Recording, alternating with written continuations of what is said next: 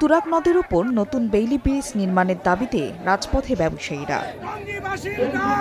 সোমবার সকালে BRT flyover অবরোধ করেন টঙ্গী বাজার, উত্তরার ব্যবসায়ী ও রাজনৈতিক নেতাকর্মী সহ সাধারণ মানুষ। বক্তারা জানান, গত বছরের ডিসেম্বরে টঙ্গীবাসীর একমাত্র ভরসা বেইলি ব্রিজটি ভেঙে যায়। এরপর প্রশাসনের উদাসীনতায় এখনো কোনো ব্যবস্থা না নেওয়ায় দুর্ভোগ পোহাতে হচ্ছে বলে অভিযোগ বিক্ষোভকারীদের। আমাদের ব্যবসা বাণিজ্য সব ধ্বংস হয়ে যাচ্ছে একটি সেতুর জন্য। মূল দাবি হলো আমাদের ব্রিজ চাই। ব্রিজ না হইলে আমরা অচিরেই এই সমস্ত গাজীপুরকে একসাথে ডাইকা আমরা এই সমস্ত রাস্তাঘাট অবরোধ করে দিব।